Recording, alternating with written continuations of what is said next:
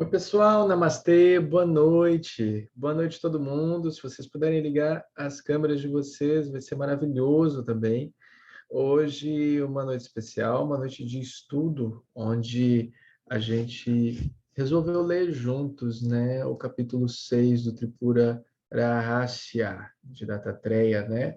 Histórias muito interessantes que trazem anedotas, contos, ah, escritos para explicar um pouquinho sobre a não dualidade, né? E para trazer de uma forma não dual ensinamentos, percepções, como um incrível livro de satsang, né?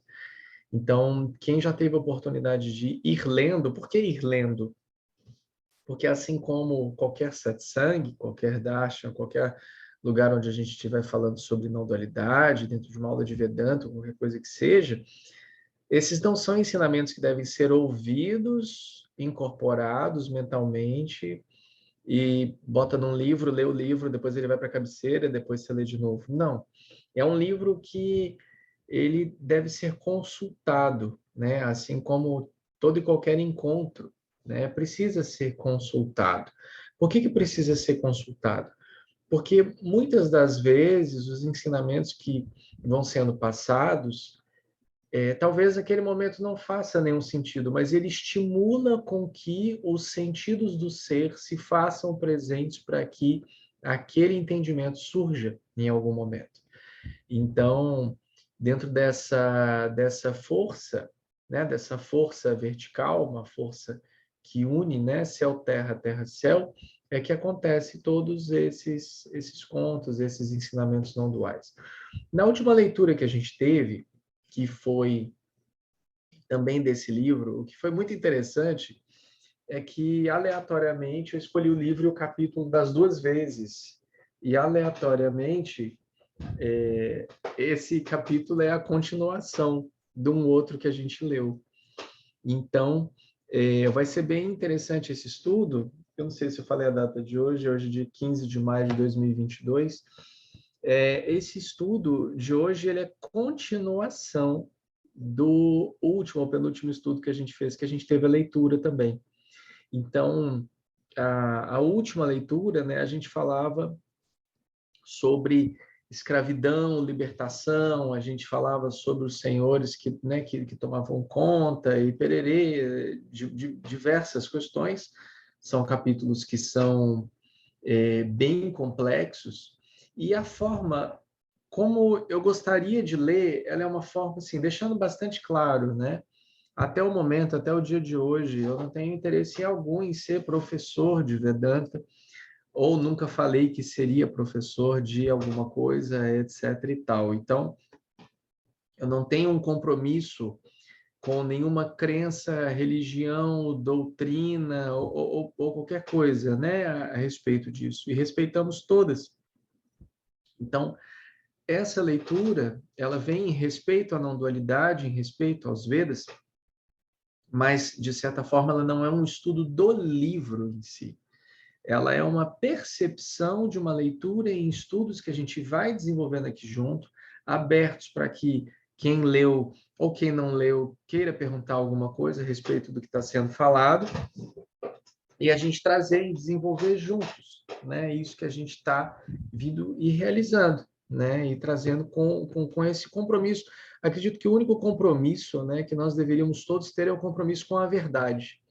Então, esse compromisso com a verdade é o entendimento que a gente traz com todas as leituras, desde aquelas do budismo que a gente trouxe, né, dos 10 estados de mente, a leitura do Tripura.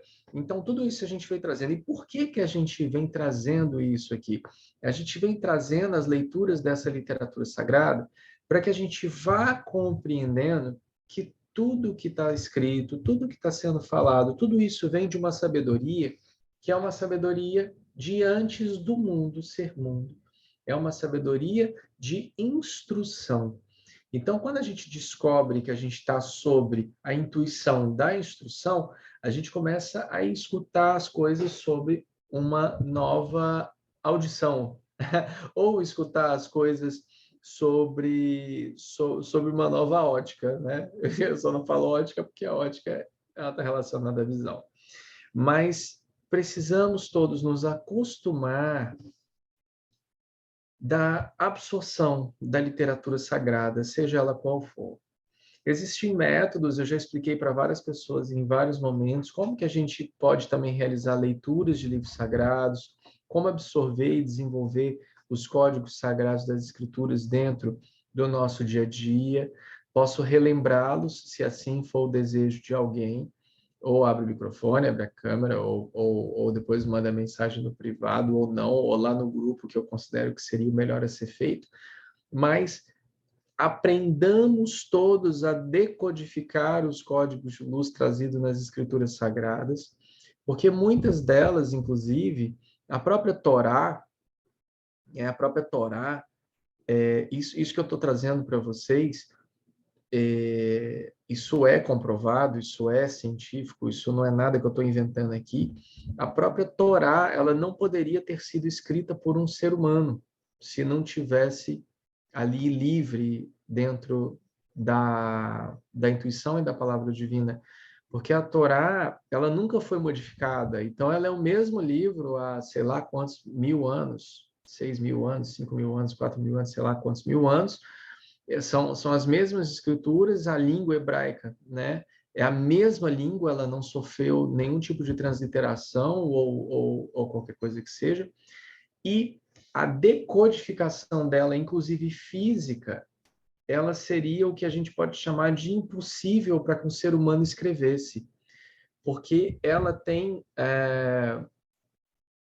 como que eu digo para vocês? Eu não vou falar de uma forma técnica correta, porque eu não sou técnico e não sei esses dados científicos corretamente. Mas vamos supor, ela é de X em X páginas, tudo começa com a letra tal, tudo é desse jeito, são X estrofes, X sei lá o quê. Então, ela é como se fosse códigos escritos também dentro do hebraico. Então, a própria Torá ela é escrita X versos, X não sei o que, X começa com tal letra, começa... E toda aquela decodificação, ela forma todo um sistema de códigos mesmo, sagrados de luz, aonde isso é cientificamente comprovado. Tipo, se você só conseguiria escrever um livro como a Torá, com a decodificação necessária, se você fosse um computador, ou algo nesse sentido, de uma inteligência absoluta, suprema, que tudo fizesse a mesma comunicação. Existe um estudo como esse, depois a gente pode buscar, e aí explicaria com muito mais clareza isso que eu estou querendo dizer para vocês, mas é algo surpreendente. Então, existe uma forma correta de ler a literatura sagrada, já falei em vários encontros como a gente faz isso, e aqui a gente vai ler um texto, ler uma história, que essa história ela continua o outro capítulo que a gente leu, né, que estava falando sobre escravidão, e agora a gente vai falar sobre méritos da fé para atingir o objetivo e sobre a nocividade de polêmicas estéreis. Então, eu vou fazer uma meditação aqui com a gente vai fazer uma respiração, eu vou pausar a gravação porque a gente faça a respiração e logo após a gente começa a leitura, tá bem?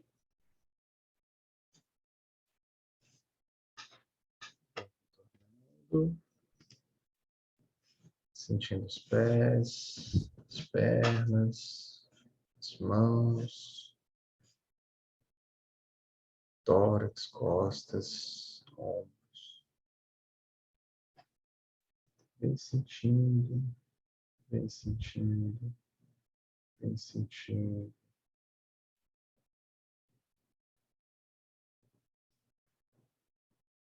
Hum.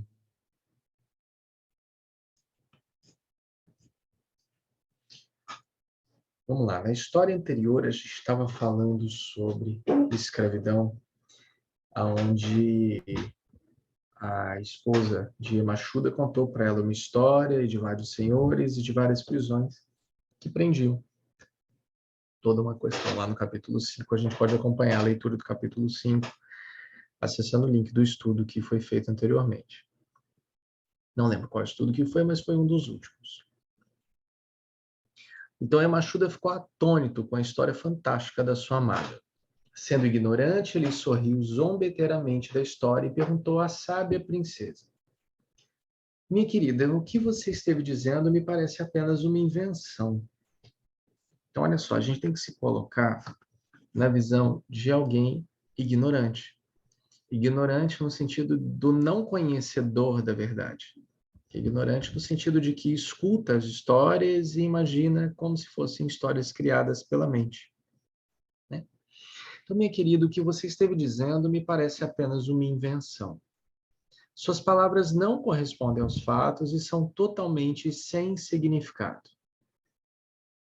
Você é certamente a filha de uma Apsaras, que é uma donzela celestial, e foi criada pelo Rishi Vyagrapada na floresta. Você ainda é jovem e não totalmente adulta, mas você fala como se tivesse a idade de várias gerações. Sua longa e tortuosa fala é como de uma jovem possuída, que está fora de si. Não posso acreditar nesse palavreado. Diga-me onde está a sua companheira e quem é o filho que ela matou. Onde estão essas cidades? Qual o significado da sua história? Onde está a sua amiga?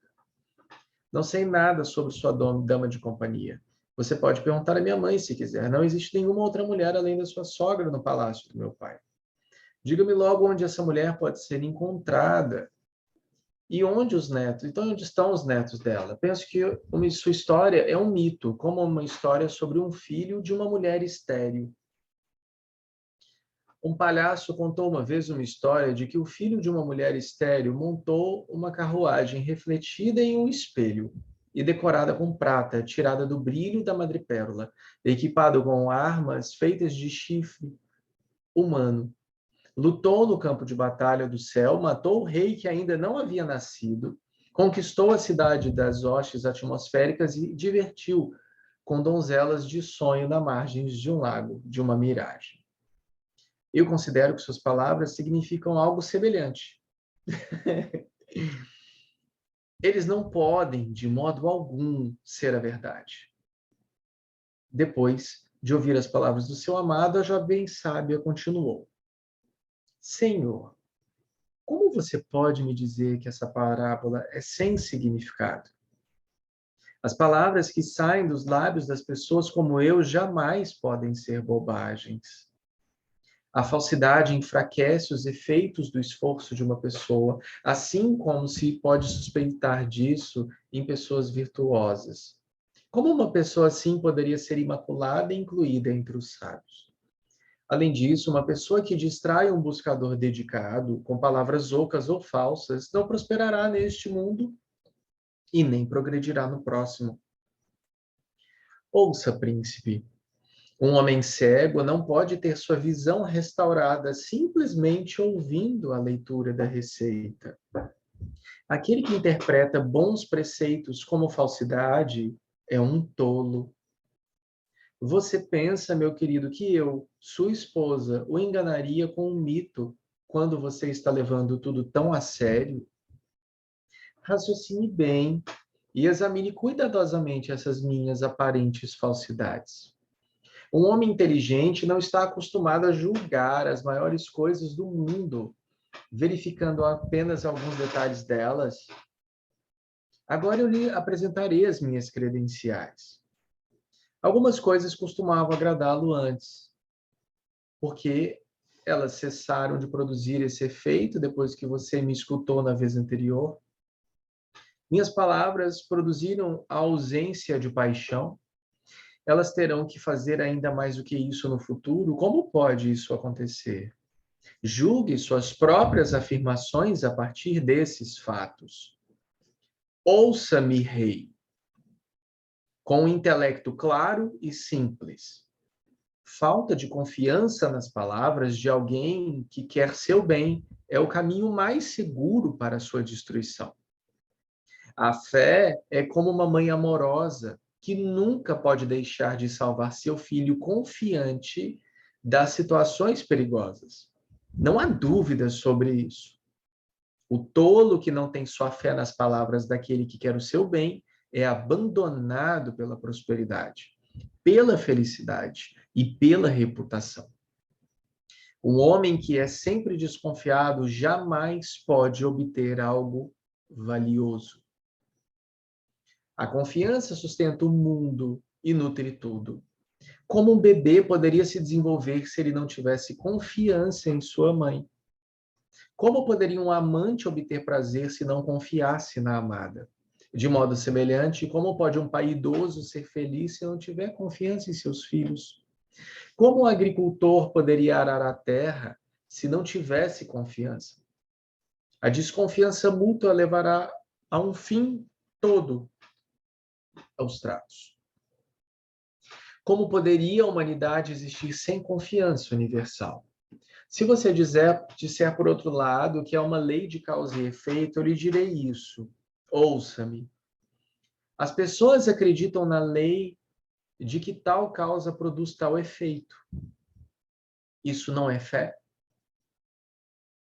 Uma pessoa não ousaria respirar se não tivesse fé, com medo de pegar uma infecção patogênica e morrer por causa disso. Portanto, acredite, antes de respirar, antes de aspirar à beatitude suprema.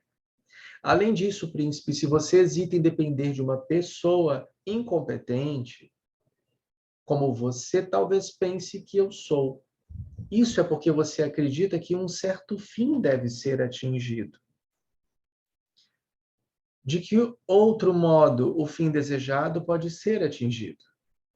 Ouvindo os argumentos de sua amada, Yamachuda disse, a bela narradora: se for necessário ter fé em alguém, minha querida, ela deve certamente ser colocada naqueles que são dignos dela, para que possam ser atingidos os objetivos da pessoa. Aquele que está voltado para o bem supremo nunca deveria confiar em uma pessoa incompetente. De outra forma, ele irá sofrer como um peixe atraído pela isca tentadora na extremidade da linha da pesca. Portanto, só se deve ter fé naquele que é digno de confiança e não no indigno. Os peixes e todas as pessoas que se arruinaram seguindo um caminho e que prosperaram no outro podem confirmar a minha afirmação. Portanto, só posso acreditar em você depois de determinar completamente sua confiabilidade. De não outro modo. Por que então você me pergunta se é possível se aproximar do fim desejado? Após ouvi-lo, Remaleca respondeu: escute, príncipe, o que irei lhe dizer agora. Vou responder a sua colocação. Como uma pessoa deve ser avaliada, se é boa ou má? Seria levando em conta os padrões aceitos? Qual é a autoridade que está por trás desses padrões? Seus autores são eles próprios dignos ou indignos de confiança? Deste modo, não se chega no fim da discussão. Além disso, a competência do observador também deve ser levada em conta. E assim, também não se chega a um fim. Portanto, a vida se move apenas pela fé. Eu lhe direi qual é a justificativa para atingir o objetivo supremo em caixa alta. Objetivo supremo por meio da fé. Preste atenção. As pessoas não obtêm nada durante sua vida ou após a morte, por discussões intermináveis ou pela aceitação cega. Dessas duas, no entanto, há esperança para a segunda, mas nenhuma para a primeira. A seguinte história ilustra esse ponto. Certa vez, um santo chamado Kaushika vivia no Monte Sarya, perto das margens do rio Godavari. Ele era sereno, puro, devoto, tendo conhecimento da verdade suprema. Muitos discípulos lhe davam assistência. Uma vez, quando o mestre havia saído, os discípulos começaram a discutir filosofia, de acordo com as suas próprias compreensões. Apareceu uma ocasião um brahmin muito inteligente, de amplo conhecimento, chamado Sunga. que refutou com sucesso todos os seus argumentos graças à sua habilidade lógica. Ele era um homem sem fé, sem convicção, mas um debatedor hábil. Quando eles disseram que a verdade deveria ser uma determinada, levando em conta algum padrão, ele argumentou com base na série interminável de padrões e os refutou. Ele fechou sua fala assim: ouçam, ó Brahmins, não pode ser aplicados padrões para determinar méritos ou deméritos e assim se chegar à verdade. Pois padrões errôneos não são um bom teste. Para começar, sua correção deve estar estabelecida. Outros padrões são necessários para testá-los. Serão eles, por sua vez, infalíveis? Procedendo dessa forma, não se pode chegar a nenhum fim. Portanto, não são possíveis testes. Como a determinação da verdade é impossível sem ser testada, nada pode ser verdade, portanto. Este próprio enunciado não pode ser verdadeiro, nem aquele que o anuncia. Qual é, então, a conclusão que se chega? Que tudo é nada, vazio. Isso também não pode ser sustentado por fatos confiáveis, portanto, a afirmação de que tudo é vazio também termina no vazio. Ouvindo seu discurso, alguns deles ficaram impressionados pela força lógica de Sunga e se tornaram comentadores do vazio. Eles se perderam no labirinto de sua filosofia. Dentre os ouvintes, os mais perceptivos colocaram os argumentos de Sunga diante do seu mestre e foram esclarecidos por ele. Assim, atingiram paz e felicidade.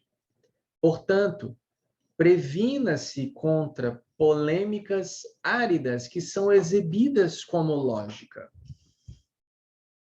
Só retorna a minha câmera. Previna-se contra polêmicas áridas que são exibidas como lógica. Use-as seguindo os livros sagrados. A libertação está nesse caminho.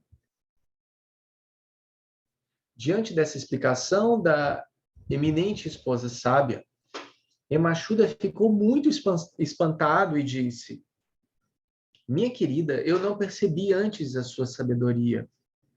Abençoada é você, que é tão sábia. Abençoado sou eu, que tenho sua companhia. Você disse que a fé proporciona o bem mais elevado. Como ela faz isso? Onde a fé é útil e onde não é. As escrituras diferem em seus ensinamentos, os mestres diferem entre si, os comentários também diferem uns dos outros, e ainda por cima o nosso raciocínio não é um bom guia. Qual deles deve ser seguido? E quais deles devem ser rejeitados? Cada um carimba suas próprias opiniões com a marca da autoridade e condena o resto, não apenas como sem valor, mas também como prejudicial, minha querida. Assim sendo, não consigo decidir por mim. O que você condena como a escola do vazio se volta contra as outras e as ataca. Por que aquela escola não deve ser respeitada?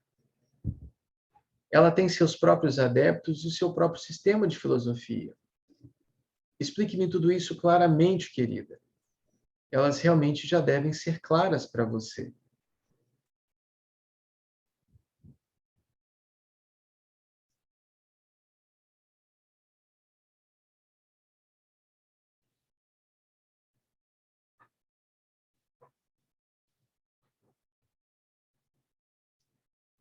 Percebe?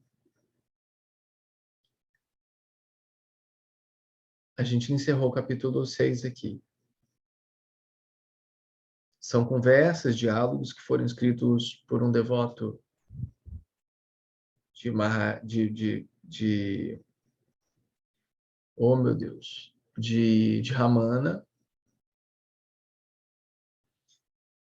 Não sei se vocês chegaram a ler a respeito desse livro, né, mas ele foi escrito por um devoto que virou um residente oficial do ashram e ele passou a responder todas as cartas que chegavam para o Bhagavan Ramana Maharshi.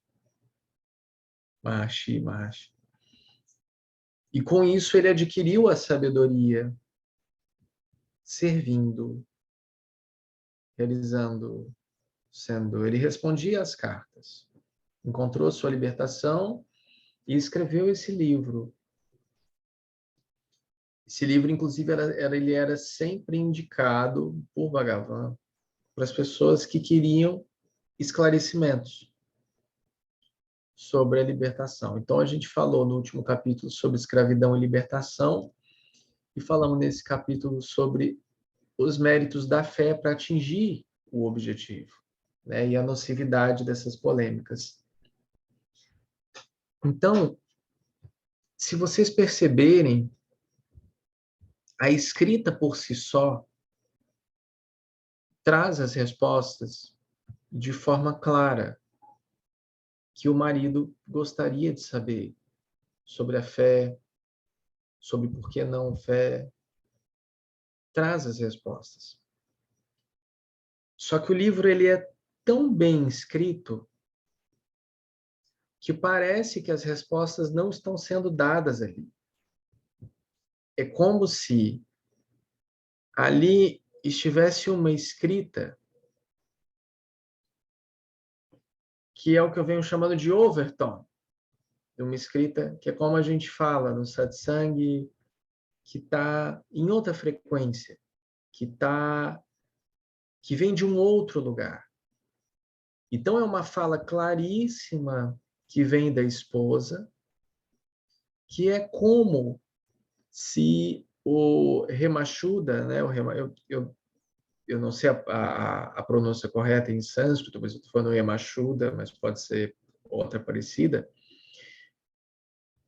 Ele escuta a esposa e ele traz um entendimento mental. Aí ele faz a questão e o entendimento vem mental, mas a forma que está sendo explicada não é mental. A forma vem recheada de códigos, recheada de critérios, de ensinamentos que trazem uma compreensão além do que está sendo passado. Então, esse livro ele pede a nossa atenção constantemente para respostas que nós tanto estamos buscando, assim como no nosso próprio dia a dia, que a gente vai buscando as respostas fora e não percebe que todas as respostas estão naquele capítulo escrito aí. Então, ela vem mostrando como que, por meio dos méritos, a fé vem para que se atinja o objetivo. Então, ela explica para ele sobre um objetivo que tem que ser o que mais quer, mas que não tem que ser aquele foco. Fala sobre a oportunidade dele ouvir com os ouvidos que ouvem de verdade, para que perceba, quando, por exemplo, ela fala que a minha voz perdeu a paixão, as coisas que eu faço não costumam agradá-lo mais. Quem está tendo essa conversa com ele, senão a própria mente dele? Senão a própria outra face dele, conversando com ele a respeito dos próprios descobrimentos dele. O que mais poderia agradá-lo se agora ele sabe que aquilo é aquilo? Aonde estarão as novas aventuras? Aonde estará o desejo se agora eu sei o que eu busco? Será que é a fé? Será que é a falta de fé? Será que está na Escritura Sagrada? Será que está no vazio? Que vazio é esse que todo mundo segue? Você refuta o que é esse vazio? Ela refutou o ensinamento do Sunga? Ou foi a forma como ele entendeu o que ela falou e ele a acusou de refutar o ensinamento sobre o vazio, quando o sábio lógico chegou aos Brahmins e colocou essa colocação. Então, são percepções que ela traz sobre a desconfiança e a confiança.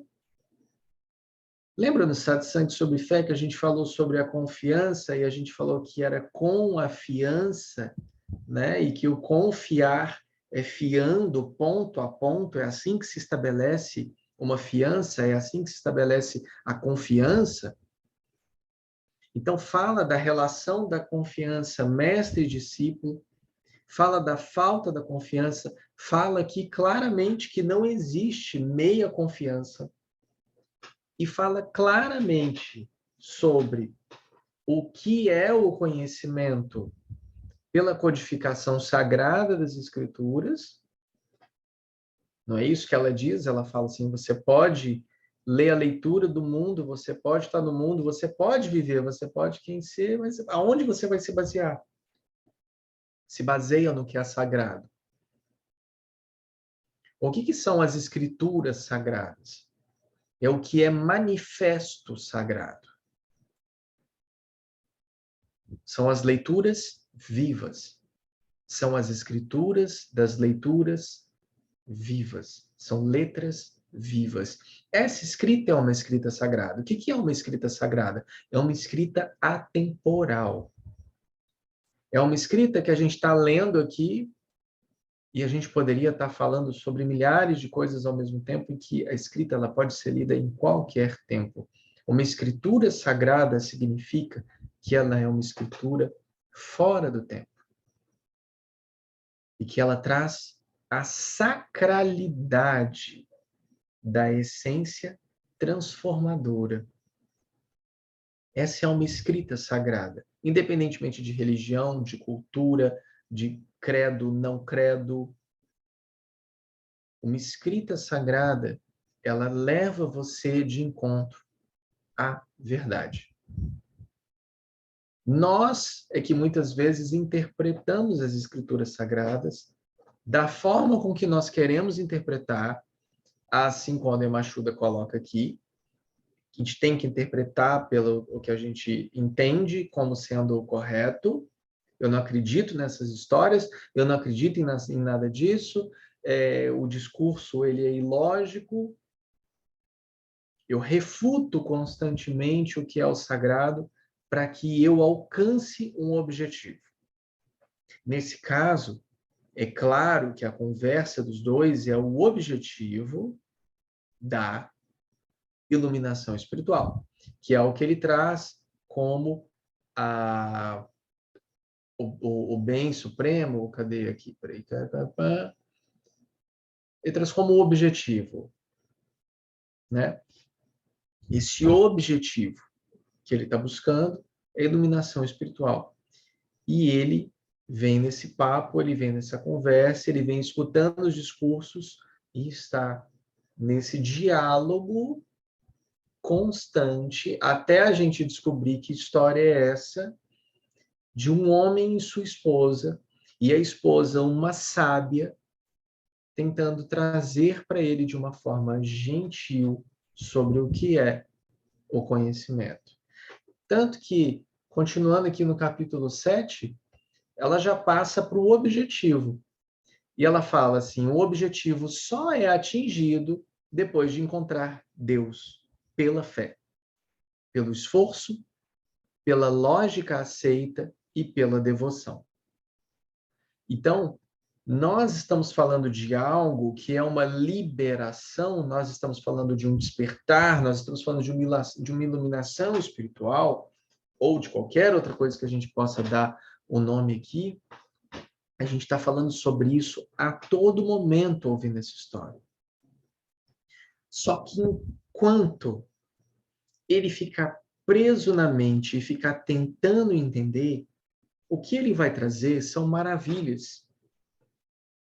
Ou, que lindo o seu discurso maravilhoso, conte-me mais, eu não sou tão sábio feito você.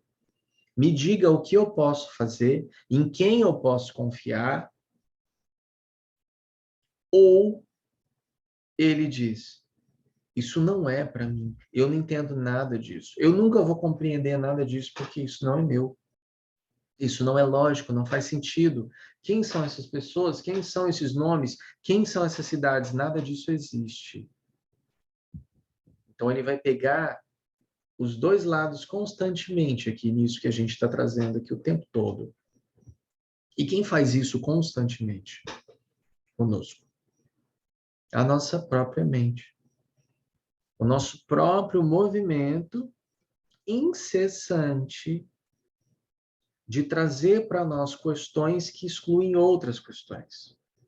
Se eu gosto do vermelho, eu não gosto do preto. Se eu gosto do amarelo, eu não gosto do azul. Se eu escolho em cima, eu perco embaixo. Se eu quero direita, eu não sou esquerda. Quando, na realidade, o que ela pede a todo momento, nesse texto lido, é: escuta, percebe.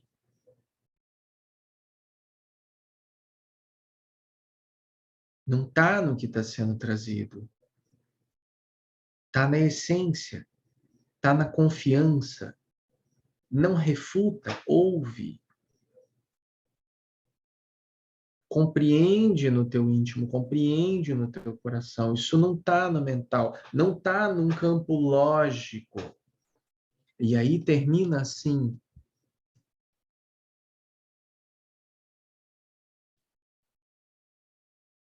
Aliás, inicia o capítulo 7 assim. O objetivo só é atingido depois de encontrar Deus pela fé, pelo esforço e pela lógica aceita e pela devoção. Então, a única lógica que nós devemos colocar para nós é uma lógica de aceitação,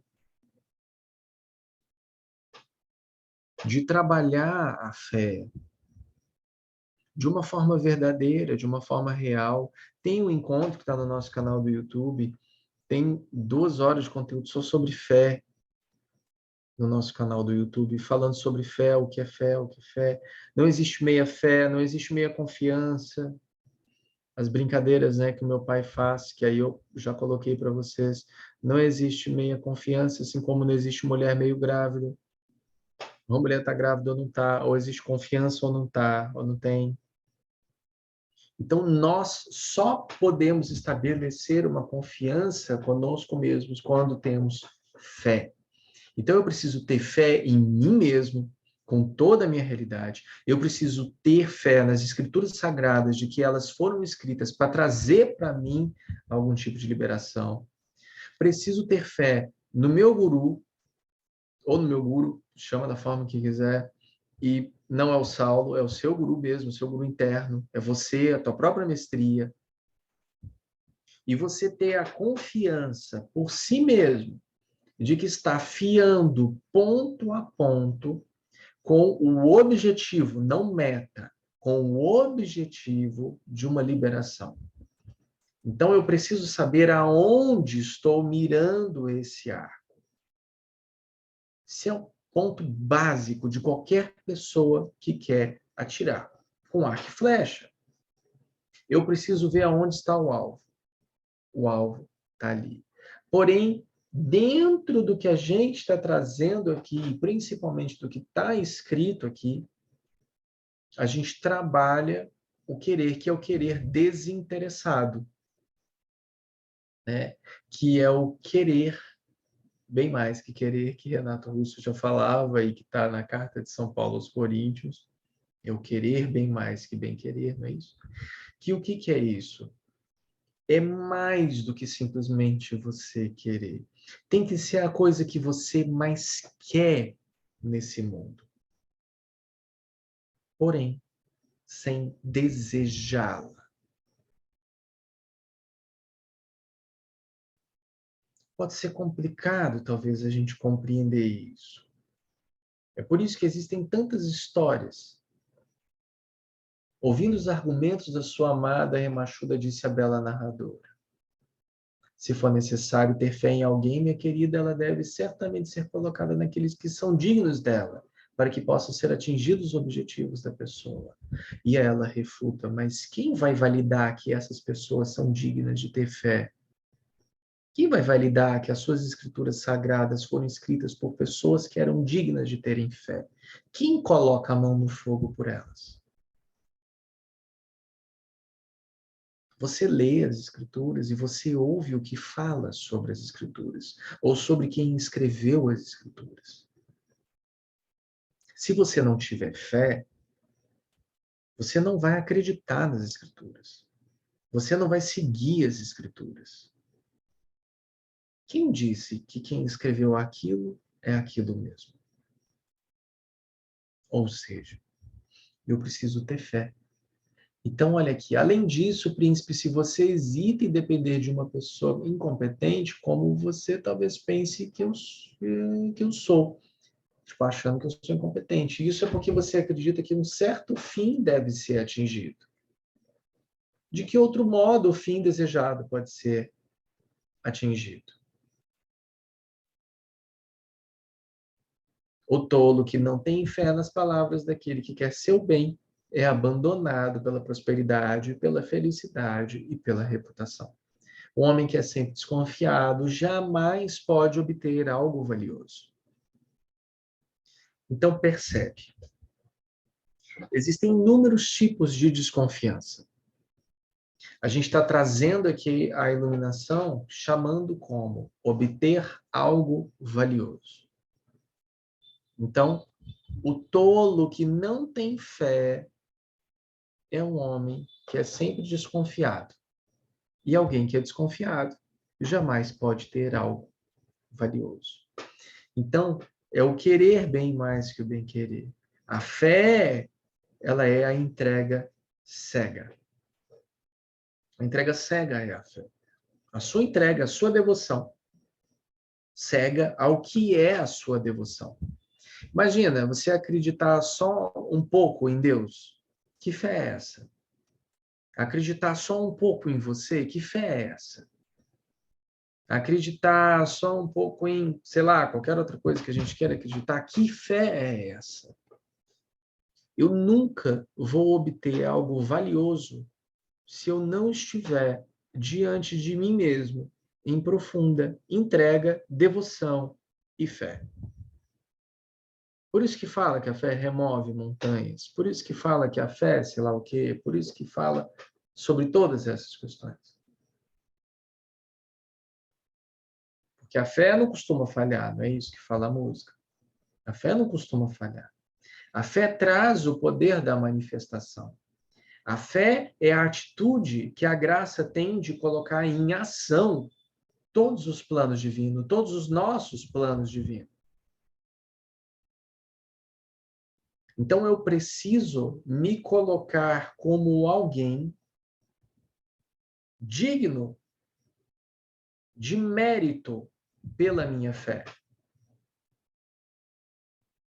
Não existe dúvida de que o soldo vai ser pago ao trabalhador, porque o trabalhador está trabalhando pelo trabalho e o retorno é o soldo. Não existem dúvidas da colheita se a minha semeadura, se o meu plantio e se o meu manejo é correto. Não existirão dúvidas com relação à qualidade da colheita. Não estou levando em conta as intempéries, não, tá? De formigas e coisas, tá? É só um exemplo bobo, eu sei. Mais uma história. Mas se eu não tiver fé, de que adiantaria isso tudo? De que adiantaria eu querer sair da mente, entrar em estado de plenitude, experienciar Deus? Porque isso se tornaria um objetivo. Logo, então, o livro ensina a fazer o caminho contrário, que é o que até a Mahadevi está chamando de o caminho reverso. Agora, a escola da unidade já chama da escola do desaprender, Não é isso? A gente fala sobre diversos nomes, quando na realidade é uma coisa só. Remoção de véus, levar luz ao que ainda é ignorante, estabelecer cada vez mais relações de confiança conosco mesmos, para que a gente possa ser capaz de fazer toda essa luminosidade florescer de dentro para fora, não de fora para dentro. De fora para dentro é só uma experiência.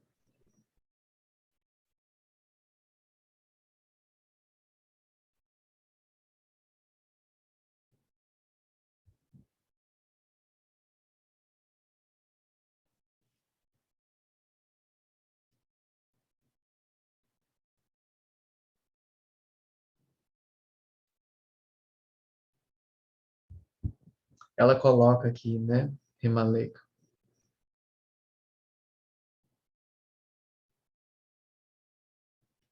como que uma pessoa pode ser considerada boa ou má?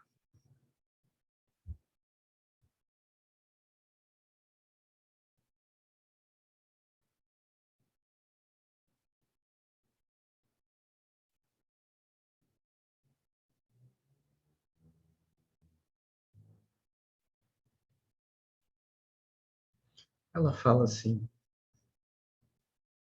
eu lhe direi qual é a justificativa para atingir o objetivo supremo por meio da fé. Ela dá duas. As pessoas não obtêm nada durante sua vida ou após sua morte por discussões intermináveis ou pela aceitação cega. Dessas duas, no entanto, há esperança para a segunda, mas nenhuma para a primeira. Então, você tem uma, uma oportunidade de atingir o objetivo supremo maior se você tiver uma aceitação cega do que discutindo interminavelmente sobre questões de vida ou morte. Uma vez eu falei em Sangha que uma pessoa que não sabe nada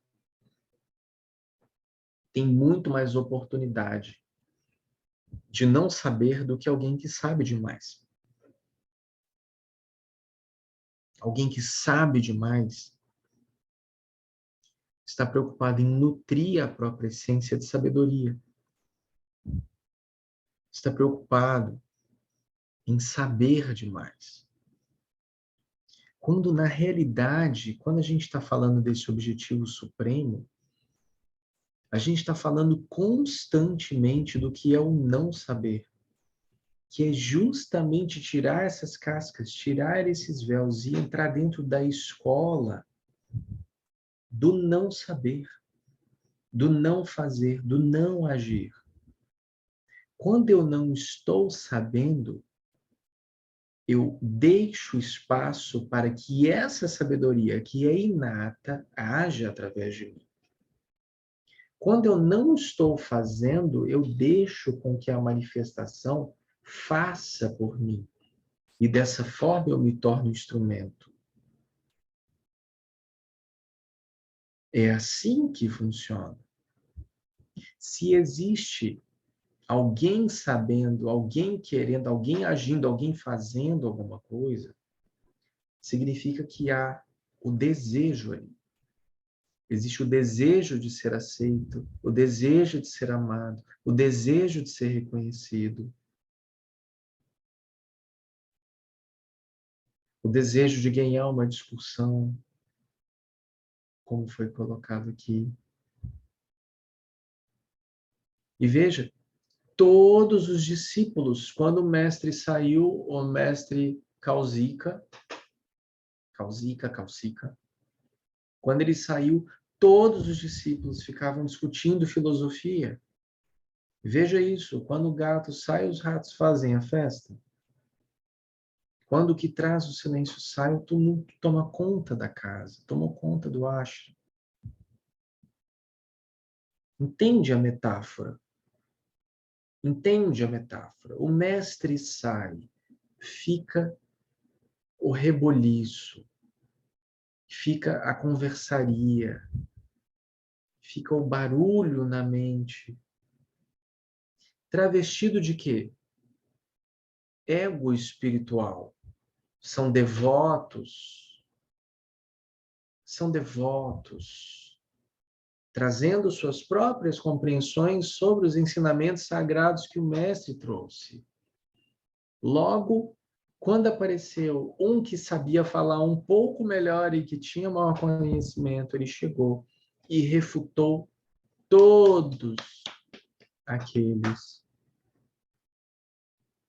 É a sabedoria adquirida, são os fenômenos, é o conhecimento, é quem se mostra, é quem ganha.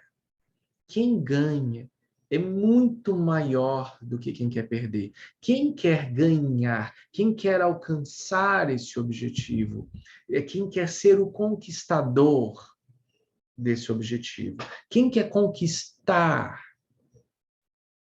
ele ganha de toda a argumentação dos devotos do ego espiritual. É um homem sem fé, é um homem sem convicção, mas ele é um debatedor hábil. Você imagina você debater com alguém que conhece todas as escrituras? Como é que você vai discutir? De forma alguma eu estou trazendo qualquer tipo de qualquer coisa em crença, mas, por exemplo, eu já vi inúmeros pastores, e aí tem até um camarada do Islã, fantástico, um camarada do Islã, eu esqueci o nome dele agora, que sabe todas as escrituras sagradas, todas as escrituras sagradas, e é impressionante. São pessoas do mundo todo, de religião, de todas as religiões, sentam na frente dele e falam assim: ah, porque você fala que o Islã não sei o que, não sei o que, não sei o que, paz e amor, mas vocês estão mandando avião não sei aonde, e na minha religião fala que Deus é amor. Aí ele fala, tá, sua religião é qual? Fala a Bíblia. Aí ele fala, no capítulo tal, versículo tal, fulano falou isso, isso, isso, isso, não é? Então, é por isso que a gente faz isso, é por isso que a gente não faz aquilo. Um conhecedor assim, uau! Como que você vai discutir com uma pessoa dessa? Nem queira discutir com uma pessoa dessa. Ele vai pegar todas as escrituras, citar todas as passagens e vai provar por A mais B que ele está certo. E que você está errado. E que o seu entendimento sobre aquilo não é correto. Porque quem tem o entendimento correto é ele, e não você. Ou seja, você vai ter que estudar mais do que ele para que você saiba mais do que ele. Mas esse cara é um cara fantástico. Eu não estou trazendo ele aqui como um exemplo negativo, não, tá? Ele é um cara fantástico. Eu esqueci o nome dele agora. É um árabe que eu esqueci o nome dele. Mesmo se eu soubesse o nome dele, talvez eu não saberia soletrar o nome dele aqui, né?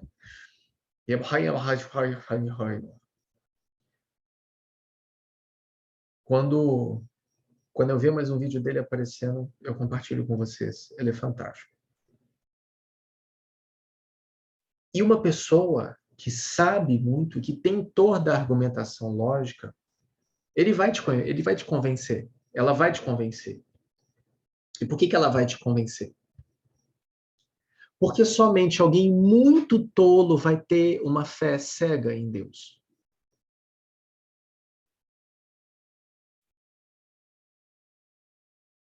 Essa foi forte para vocês? Somente alguém muito tolo vai ter uma fé cega em Deus. E a gente fecha, agora, trazendo uma passagem que é: vinde a minhas criancinhas, porque é delas o reino dos céus. Só um tolo tem fé em Deus de verdade.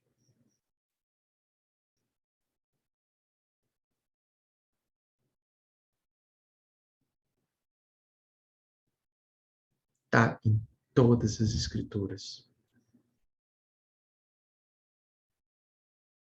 a chave da liberação dessa prisão, emocional principalmente. Que a gente seguir pelo caminho da fé, que a gente seguir pelo caminho da compaixão, que a gente seguir pelo ancoramento do amor em nós. Porque somente um desejo ardente por não ser nada vai trazer o que tua alma espera. O que todos nós conhecemos é simplesmente uma projeção daquilo que se almeja ser. É uma projeção daquilo que eu desejo ser. É uma projeção da consciência que eu quero ser. É uma projeção do amor que eu mereço ter.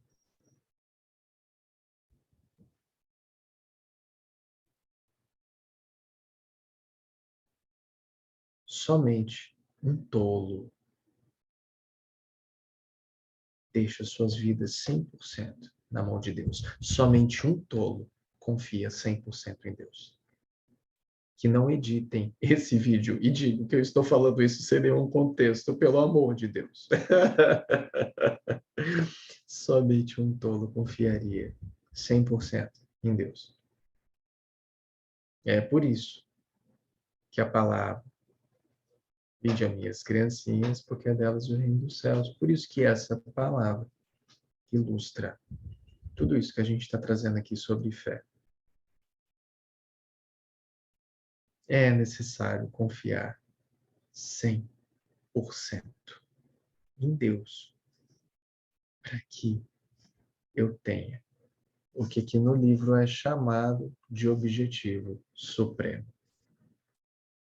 Se eu tenho um objetivo supremo, somente o que é supremo pode me dar esse presente, e não eu conquistá-lo.